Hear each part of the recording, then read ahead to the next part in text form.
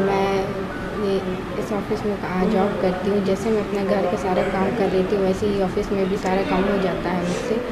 लेकिन यहाँ संविदा में जॉब लगा है, तो मैं चाहती हूँ कि मेरा जॉब परमानेंट हो, ताकि मैं अपने घर की स्थिति को, जो भी स्थिति है उसको मैं अच्छे से सँभाल सकूँ।